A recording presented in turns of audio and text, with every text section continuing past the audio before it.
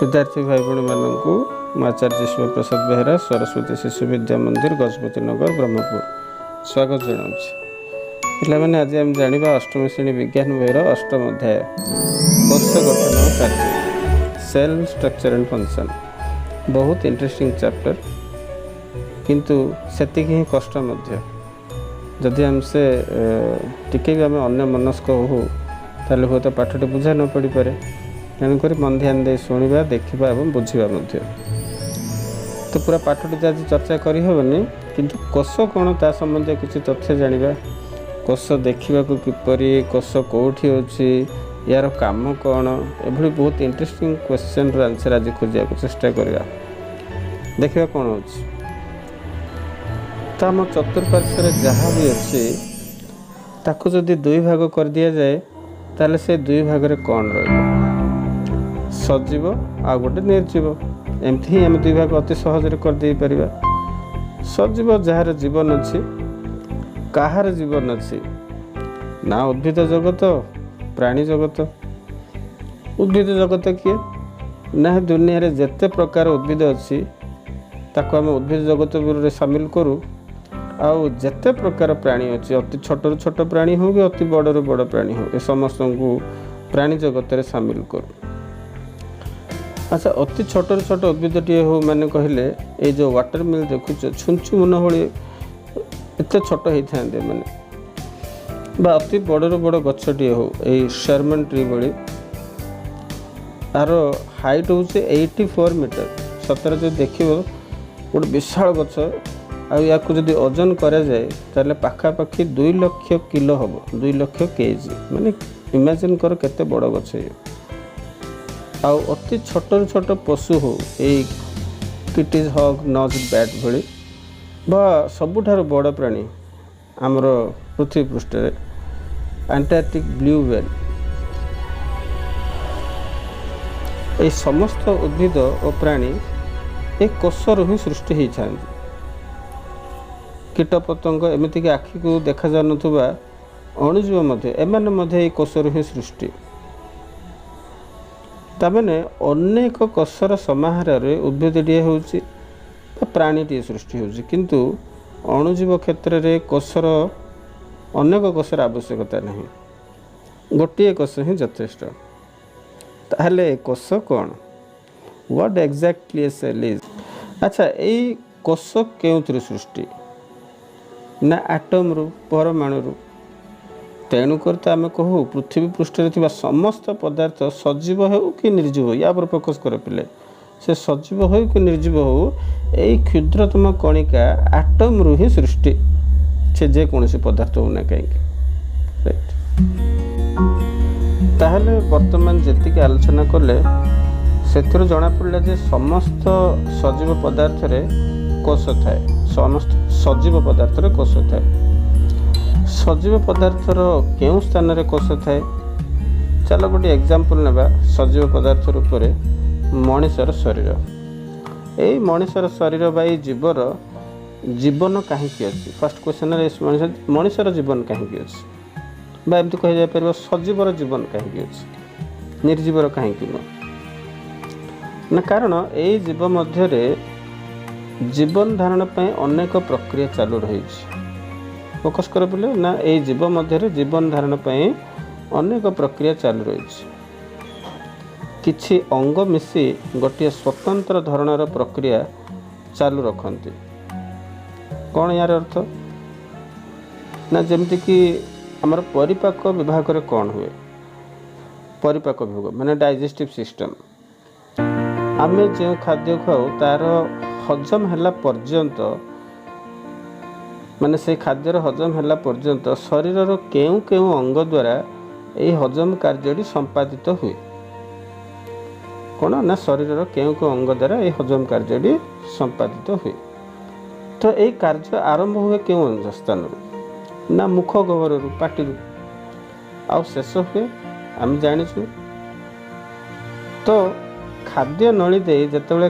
खाद्य जाए पहुँचे प्रथम क्यों स्थान रे ना पाकस्थल तापरे ग्रहणी को आसे से खाद्य तापरे क्षुद्रांत दे क्षुद्रांतर किसी तार से खाद्यर हजम होला पर बड़का बड़की खाद्य बृहत जंतु को आसे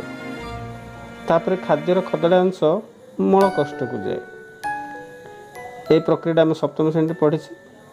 तापर सेठार अर्ध तरल आकार रहे से खाद्य खाद्यर खदड़ा अंश एवं मल द्वारा द्वारा ये खाद्य निष्कासित हो जाए। ताकू तो खाद्य कहबानी कौन कह ताकू मल बोली कहबा मल द्वारा द्वारा मल निष्कासित हुए। तो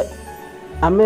कहू ऑर्गन सिस्टम बा अंग संस्थान यही प्रक्रिया को आम कहू ऑर्गन सिस्टम बा अंग संस्थान कहीं ना ये प्रक्रिया भिन्न भिन्न ये प्रक्रिया माने भिन्न भिन्न अंग ए सामिल हो डाइजेस्टिव सिस्टम परिपेक्ष विभाग में कौ अंग सामिल है मुख गौर है पाकस्थली ग्रहणी क्षुद्रांत बृहदंत ये सब आभ्यंतरीण अंग सामिल होती ना तेणुक ये अंग संस्थान। एबे टिके भाव जदि यही अंग संस्थान काम कर परिपाक विभाग काम कर ताहले कौन आम बंची पारि ना बची पारि से कौन ये गोटे अंग संस्थान अच्छी कि आम सप्तम श्रेणी जाचु ना रेचन श्वसन श्वासक्रिया इत्यादि स्केलेटल सिस्टम ये अनेक अंग संस्थान अच्छी जदि अंग संस्थान काम कर कौन होता भाविना आ गोटे अंग संस्थान श्वासक्रिया यदि आम श्वासक्रिया फेल हो जाता तुमको श्वासक्रिया अंग कौन सामिल होगी ना केवल नाक नुह फुसफुस अच्छे श्वास नली अच्छी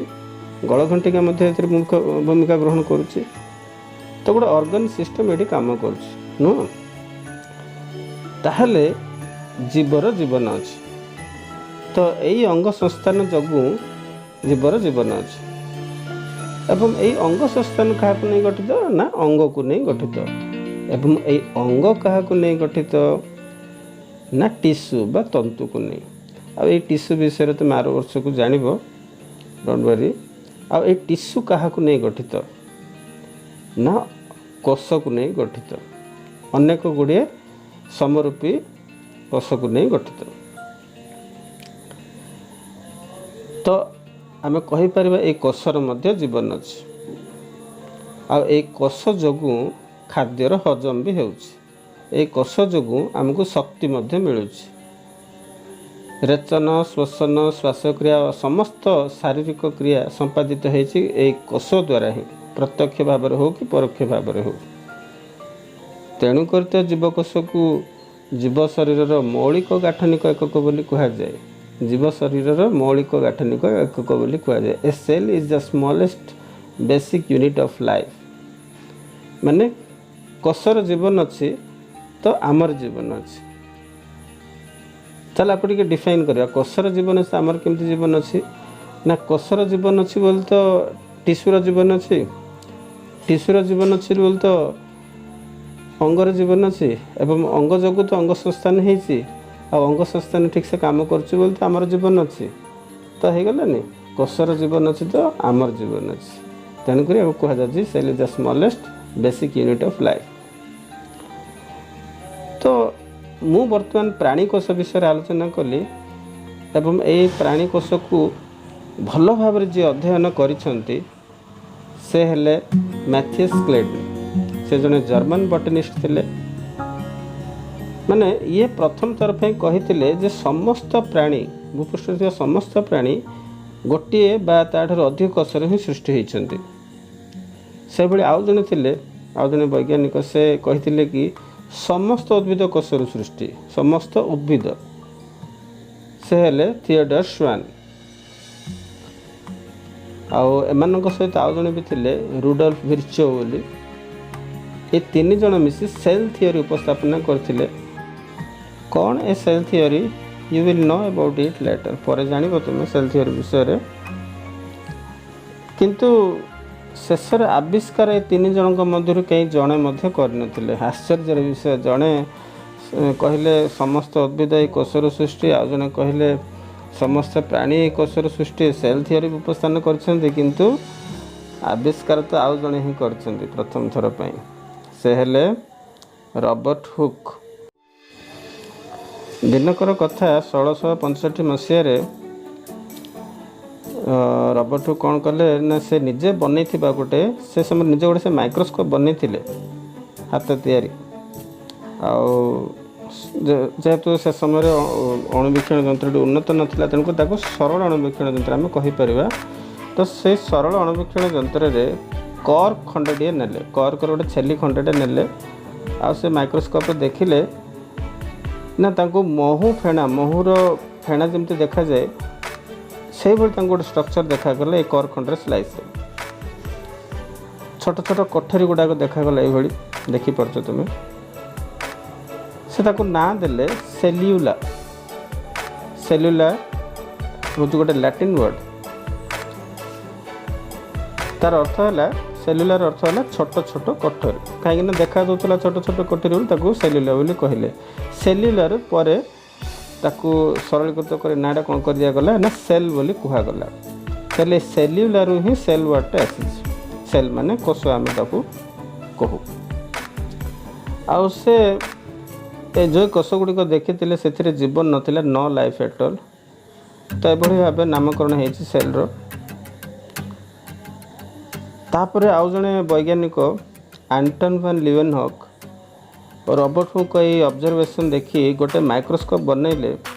जहाद्वारा आहरी बहुत किसी तथ्य कोष संबंधी जना पड़ा आंकर ये अवदान माने ये जो एंटन वैन लीवेनहॉक जो माइक्रोस्कोप बनइले एपाई तो बहुत किसी तथ्य जना पड़ा ना तेणुक कहगला फादर ऑफ माइक्रोबायोलॉजी मन रख पे एंटन वैन लीवेनहॉक को फादर ऑफ माइक्रोबायोलॉजी कहुए। शेष में मन को गोटे प्रश्न उठुचे ना सजीव पदार्थ माने समस्त सजीव कोषर सृष्टि होती कोष एटम रु सृष्टि होती निर्जीव मध्य एटम रु सृष्टि होती ताहले निर्जीव रे कोष अच्छी ना नहीं जदि निर्जीव रे कोष अच्छी ताले किभली अच्छी जदि निर्जीव रे कोष नहीं ताले कौन पाई नहीं तुम्हें तार कारण देवा चेष्टा कर खोजा उत्तर चेष्टा कर कहीं एमती पचारे उद्देश्य है आम कोयला पेट्रोलियम पाठर पढ़ी ना भूमिकंप भूचलन बन्या बात्या इत्यादि बहु वर्ष पूर्वर बड़ बड़ जंगल उद्भिद ये सब कौन माटी तले पोती होगी सेगुड़ाक तो क्रम कौन कोयला पेट्रोलियम ये सब सृष्टि होती ना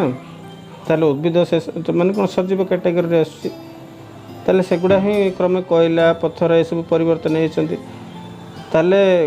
थिबो परा कोष एमान मध्य माने निर्जीव थी परा जमी पत्थर गोटे एग्जांपल पत्थर कोष थी परा लगुच टे भाभी देख लो टे भाव ठीक अच्छे मत कमेंट बॉक्स रे जनइब बा ग्रुप रे छाड़ आंसर